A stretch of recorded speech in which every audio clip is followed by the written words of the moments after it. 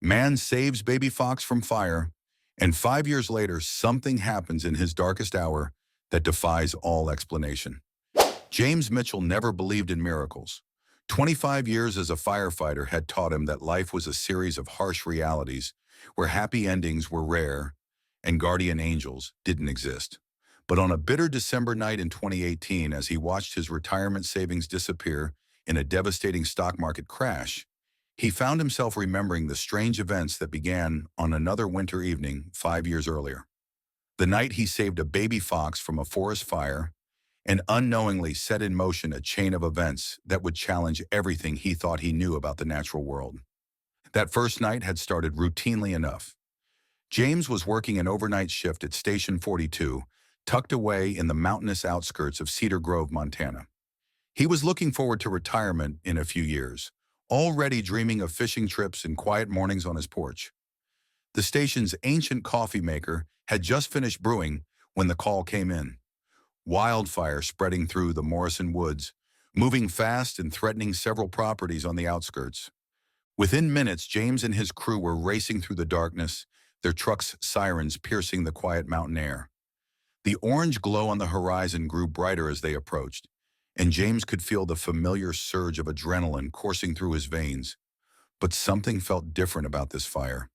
Later, he would tell people it was as if something was calling to him, pulling him toward a specific section of the woods.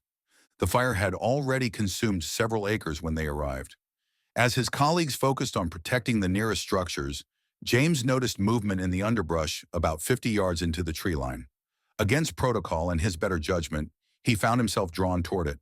The smoke was thick, burning his eyes, but he could have sworn he saw a flash of white, unusual for this time of year.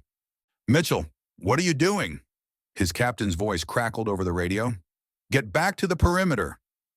But James was already pushing deeper into the woods. The heat was intense, flames dancing on both sides of him. Then he heard it, a high-pitched, desperate cry that couldn't have come from any human. Following the sound, he broke through a wall of smoke and found himself in a small clearing. There, trapped between fallen branches and advancing flames, was a tiny fox kit with fur as white as snow. The baby fox's eyes locked with his, and James felt something he couldn't explain, a connection that seemed to transcend the natural order of things. Without hesitation, he scooped up the trembling creature. It didn't struggle or try to bite. Instead, it pressed itself against his chest as if it had been waiting for him. The journey back was treacherous. The fire had grown more intense, and James could feel his protective gear reaching its limits. His lungs burned with every breath, and the heat was becoming unbearable. Just when he thought they wouldn't make it, the wind shifted mysteriously, creating a narrow path through the flames. Later, his colleagues would swear they'd never seen anything like it, as if the fire itself had parted to let him through. Back at the station, after the fire was contained and the excitement had died down, James examined his tiny rescue. The kit was unusually calm for a wild animal, its white fur unmarked by smoke or soot. The local wildlife specialist who came to check on it was baffled. "This is highly unusual," Dr. Sarah Chen had said, examining the fox with obvious fascination. "First off, white foxes aren't native to this area, and this little one, there's something different about it. The way it's behaving, it's almost as if—" She had trailed off, shaking her head. When James asked what she meant, she simply smiled and suggested he take the fox to her wildlife rehabilitation center. But as soon as she'd said it, the kit had gotten agitated, making small distressed sounds until James held it again. "Well, this is unprecedented," Dr. Chen had admitted. "But maybe you should take it home for the night, just until we figure out what to do." That night, as James sat in his modest mountain cabin with the rescued fox curled up contentedly in a basket near his bed, he had no way of knowing that this small act of kindness would one day save his life in ways he couldn't imagine. He didn't notice how the fox's eyes seemed to glow with an almost supernatural intelligence in the darkness, or how it watched him with an awareness that went far beyond that of a normal animal. As he drifted off to sleep, James Mitchell, hardened firefighter and steadfast non-believer in anything supernatural, could never have predicted that this night would be the beginning of something extraordinary, something that would test the limits of what he thought was possible and ultimately change his life forever. He also couldn't have known that exactly 5 years later, on another cold December night, when he had lost everything and was contemplating the darkest decision of his life, this same fox would return. No longer a kit, but something else entirely. Something impossible. The next few weeks changed James Mitchell in ways he never expected. The white fox kit, whom he'd started calling Luna because of her moonlight-colored fur, displayed behaviors that challenged everything he thought he knew about wild animals. She was different, not just in appearance, but in ways that made him question the boundaries between human and animal intelligence. Dr. Chen's regular visits became a source of both fascination and confusion. In all my years of wildlife rehabilitation, she would say, shaking her head as she watched Luna solve increasingly complex puzzle toys meant for highly intelligent animals, I've never seen anything like this. Her problem-solving abilities are off the charts, and the way she responds to human emotions, it's almost as if she understands us. Luna did seem to understand. When James had rough days at work, she would sit beside him, pressing her small body against his leg until his tension eased. When he laughed, she would make a curious chirping sound, as if joining in. But it was her eyes that truly haunted him. Deep amber pools that seemed to hold wisdom far beyond that of any animal he'd ever encountered. As winter melted into spring, James knew he should release Luna back into the wild. Every wildlife expert he consulted said the same thing. She needed to return to her natural habitat. But something held him back. Call it instinct or intuition, but he couldn't shake the feeling that Luna had come into his life for a reason. His colleagues at the fire station started noticing changes in him too. The gruff, no-nonsense firefighter they'd known for decades began to soften around the edges. He smiled more, shared stories about Luna's latest antics, and even started mentioning things that sounded almost mystical, like how Luna seemed to know when calls would come in before the alarm rang, or how she would grow restless hours before major emergencies. "You're different, Mitchell," Captain Rodriguez told him one evening after a particularly tough shift. "That fox of yours, she's brought something out in you. Something good." But it wasn't all wonder and magic. As Luna grew, so did the strange occurrences around her. Plants in James's garden grew at impossible rates when she was near. Animals in the woods behind his cabin would fall silent when she approached. Not in fear, but in what seemed like reverence. And sometimes in the deep of night, James would wake to find Luna sitting at his window, her white fur seeming to glow with an inner light as she stared at the moon. The turning point came exactly 6 months after he'd rescued her. James had been called to a structure fire in an old apartment building. Everything went wrong at once.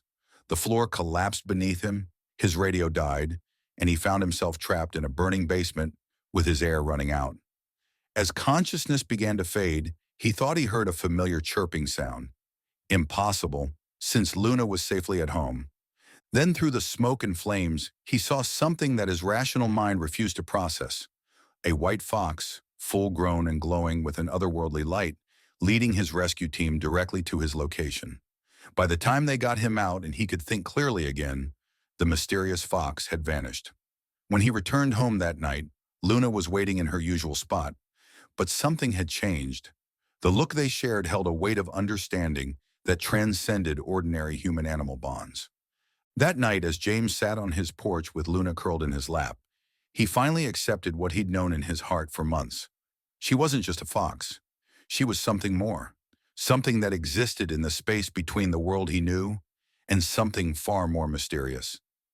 But he could never have imagined just how important this understanding would become, or how it would save him when, years later, he found himself standing on the edge of both financial and emotional ruin. As Luna drifted off to sleep, her fur pulsing softly with that now familiar glow, James stroked her head and whispered, "What are you, really?" And though she didn't answer in any way he could understand, the stars seemed to shine a little brighter, and the night wind carried whispers of ancient secrets yet to be revealed. What James didn't know then was that Luna was preparing him, slowly and carefully, for a reality far more extraordinary than anything he could imagine. And when the time came, 5 years later, for her to reveal her true nature, the seeds of belief she'd planted during these early days would mean the difference between life and death. The next 4 years passed like pages turning in a story that James Mitchell was only beginning to understand. Luna stayed with him far longer than any wildlife expert had predicted possible, growing into a creature of such extraordinary beauty and intelligence that visitors often found themselves speechless in her presence. Her white fur never lost its peculiar luminescence, and her eyes seemed to grow deeper and more knowing with each passing season. Life settled into a pattern that felt both ordinary and extraordinary.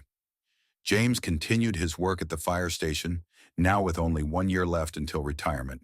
His savings grew steadily, carefully invested in what his financial advisor assured him were rock-solid stocks and bonds. He even started dating again, though each relationship eventually ended when the women in his life couldn't quite accept Luna's unusual presence and the inexplicable events that seemed to follow her. "It's not natural," his last girlfriend Maria had said before leaving. "The way she looks at me, like she knows everything I'm thinking, and the things that happen around her. James, haven't you noticed how the flowers bloom out of season when she's near? How the birds sing differently? How the very air seems to change when she's around?" He had noticed, of course. How could he not? But over the years, he'd learned to accept the mystery of Luna rather than try to explain it. She had become more than a pet, more than a friend even. She was his guardian, though he wouldn't understand the full meaning of that role until much later. There were signs, looking back, that something was building toward a crucial moment. Luna began spending more time staring at the stars, her fur pulsing with that strange inner light that had grown stronger over the years. She would pace restlessly through the cabin at night, pausing occasionally to give James long, meaningful looks that he couldn't quite interpret. Dr. Chen, who had continued to visit regularly out of both professional interest and growing friendship, noticed the change too. "She's preparing for something," she said during one of her last visits, watching Luna perform her newfound ritual of tracing complex patterns in the dirt outside the cabin. "These patterns, they're not random. They remind me of ancient symbols I've seen in some of my anthropological research. But that's impossible, isn't it?" James had learned long ago not to dismiss anything as impossible when it came to Luna, but even he was unprepared for what happened on a crisp autumn morning, just months before everything in his life would fall apart. He awoke to find Luna sitting in the center of his bedroom, surrounded by a perfect circle of small, glowing stones that he was certain hadn't been there when he went to bed. When he approached, each stone dimmed and crumbled to dust, but not before he caught glimpses of images within them, fragments of what looked like future moments. He saw himself in distress, standing on the edge of something both literal and metaphorical. He saw Luna, but different somehow, larger and more radiant. And he saw something else, something his mind couldn't quite grasp, like a truth too big to fit into human understanding. Luna watched him see all this, her amber eyes filled with what could only be described as sorrow and determination. She approached him then, pressing her forehead against his hand, and for a brief moment, James felt a connection so profound it brought tears to his eyes. In that touch was a promise, though he wouldn't understand its significance until much later. The incident left him shaken, but life had to go on. He threw himself into preparing for retirement, meeting with financial advisors, and planning for what he thought would be a peaceful future. Luna seemed to return to normal too, though sometimes he would catch her creating those strange patterns again, or sitting in perfect stillness, her fur glowing so brightly it lit up the entire room. What James couldn't know was that Luna was preparing him, in her own way, for the crisis that lay ahead. Every mysterious incident, every unexplainable event, was gradually expanding his understanding of what was possible in the world. He would need that expanded vision of reality when everything he had built came crashing down, and when Luna finally revealed her true nature. As the seasons turned and winter approached again, James Mitchell continued to live his life, blissfully unaware that he was moving inexorably toward a moment that would test not just his faith in Luna, but his faith in everything he thought he knew about the world. The signs were all around him, in the increasingly complex patterns Luna drew, in the growing frequency of her ghostly illumination, and in the way local wildlife had begun to gather around his cabin in ever larger numbers, as if waiting for something momentous to occur. But like most humans facing the extraordinary, James saw only what his mind was prepared to see. It would take a complete breakdown of his ordinary reality before he could finally understand the true magnitude of what had been living in his cabin all these years, and the incredible purpose behind Luna's presence in his life. December 2018 arrived with a bitter wind and news that shattered James Mitchell's world. He sat in his financial advisor's office, staring at numbers that couldn't possibly be real. The rock-solid investments that held his retirement savings had collapsed overnight. 25 years of careful planning, of sacrifices and dreams of a peaceful retirement, vanished in a single market crash that no one had seen coming. "I'm so sorry, James," his advisor said, his face ashen. "The company, they hid their losses. By the time anyone realized what was happening, it was too late. Your savings, they're just gone." The drive home was a blur. James barely noticed the gathering storm clouds or the unusual number of animals gathered along his driveway. Deer, foxes, and even a few wolves, all standing unnaturally still, watching his truck pass. His mind was too full of crushing calculations, mortgage payments he could no longer make, bills he couldn't pay, a future that had evaporated like morning mist. Luna was waiting for him at the door, her behavior more agitated than he'd ever seen. She paced in tight circles, her fur pulsing with that familiar glow, now so bright it hurt his eyes. But James was too lost in his despair to notice the urgency in her movements, the desperate attempt at communication in her eyes. The next few days passed in a haze of increasingly desperate phone calls. The bank was unsympathetic about his mortgage. His pension wouldn't be enough to cover even basic expenses. At 63, he was facing the prospect of losing everything he'd worked for, with no time to rebuild. A week after receiving the news on a night when the temperature had dropped well below zero, James Mitchell made a decision. He wrote a careful note, packed up Luna's favorite blanket and toys, and called Dr. Chen. "I need you to take Luna," he said, his voice rough. I can't take care of her anymore."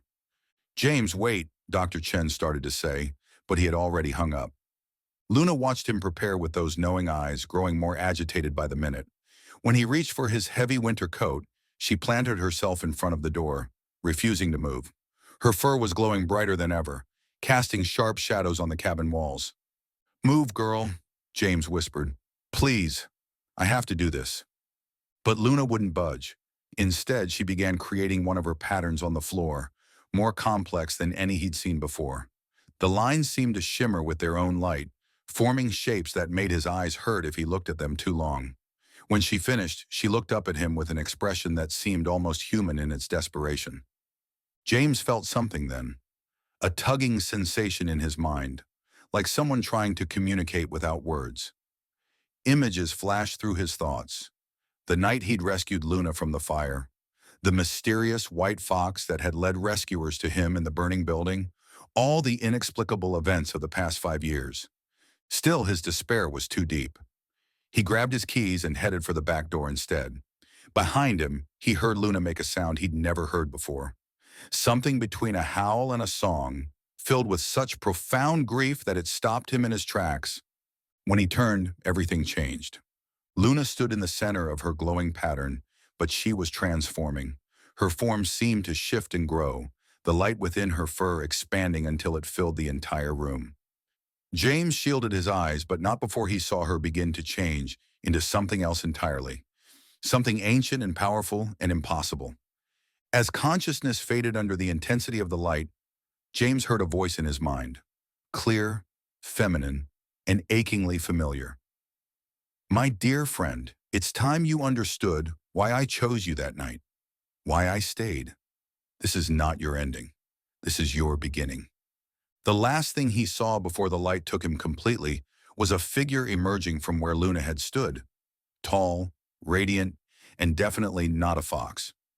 His rational mind tried to make sense of what he was seeing, but there was no earthly explanation for the being that now stood in his cabin, crowned with starlight and wrapped in what looked like the aurora borealis itself. His last thought before everything went white was a memory of something Dr. Chen had said years ago. Sometimes the most extraordinary things in this world hide in plain sight, waiting for the right moment to reveal themselves. And sometimes, James, they're waiting to save us just as much as we once saved them. When James Mitchell opened his eyes, he was no longer in his cabin. He stood in what appeared to be a vast space filled with shifting lights, like standing inside the northern lights themselves. Before him stood a being of pure radiance, vaguely feminine in form, with hints of Luna's familiar features in her otherworldly face. "You know who I am," she said, her voice both strange and familiar, the same voice he'd heard in his mind moments before. "Luna," he whispered, though that name now seemed inadequate. "What, what are you?" The being smiled, and in that smile, James saw echoes of the small fox kit he'd rescued from the fire. "I am a guardian," she said, "one of many who watch over this world. We take different forms, interact with humans in different ways, but our purpose remains the same: to help, to guide, and sometimes to repay debts." She moved closer, her form rippling like moonlight on water. "That night in the fire, you did more than save a fox kit. You showed pure, unconditional compassion, risking your life for what you thought was a simple animal. Such actions echo through the fabric of reality itself. They create possibilities." Images began to form in the space around them, scenes from the past 5 years, but from Luna's perspective. James saw himself through her eyes, watched as she gradually prepared him for this moment, teaching him to believe in things beyond his understanding. "But why?" James asked. "Why spend 5 years just to reveal yourself now?" "Because you needed to be ready, and because this moment, your darkest hour, was always coming. I saw it that first night, just as I saw your potential to understand things beyond the ordinary world." She gestured, and the space around them filled with new images, possibilities, futures, paths untaken. "Your financial ruin," she continued, "is not the end you believe it to be. Look." In the swirling lights, James saw himself in various scenarios, teaching young firefighters, sharing his experiences, building a new career as a safety consultant. But more than that, he saw himself helping others find their way through their own dark times, sharing wisdom that came from understanding there was more to the world than most people ever knew. "Your retirement fund is gone," Luna acknowledged, "but your true wealth lies in what you've learned, what you've become, and in knowing there's magic in this world, real magic, waiting to be recognized by those with the courage to see it." She reached out, touching his forehead gently. In that touch, James felt a surge of energy, of possibility, of hope. "Your darkest hour has passed," she said, "and while I cannot simply create money from nothing, even we have rules. I can give you something more valuable: purpose and the certainty that you are never truly alone." The space around them began to fade, the cabin walls gradually becoming visible again. But before reality fully returned, Luna shared one final gift, a vision of his future so vivid and clear that it brought tears to his eyes. He saw himself happy, fulfilled, surrounded by people eager to learn from him. He saw his story, their story, touching lives, helping others find hope in their own dark moments. As the mysterious space dissolved completely, James found himself back in his cabin. Morning light streamed through the windows, and Luna, now back in her fox form, sat before him, her eyes still holding that familiar wisdom. But something had changed. The despair that had driven him to such desperate thoughts the night before had been replaced by something else: understanding, purpose, hope. In the years that followed, James Mitchell became known as something of a local legend. He started a successful consulting business, sharing his firefighting expertise with departments across the country. But he became even more famous for something else: his uncanny ability to show up exactly when people needed help most, often accompanied by a mysterious white fox. He never got his retirement savings back, but he found something far more valuable: a life filled with purpose and the daily magic of helping others find their way through their own dark times. Some nights, sitting on his porch with Luna still by his side, he would tell his story to those who needed to hear it most. Not everyone believed every detail, of course, but that didn't matter. The truth of it lived in the hope it gave others, in the reminder that even in our darkest hours, help can come from the most unexpected places. Luna remained with him, still creating her mysterious patterns, still glowing on certain nights. And if sometimes people swore they saw something more than a fox in those moments, something beautiful and impossible and wise, well, James would just smile. After all, he knew better than anyone that the most extraordinary things in this world often hide in plain sight, waiting for those with the courage to believe in them.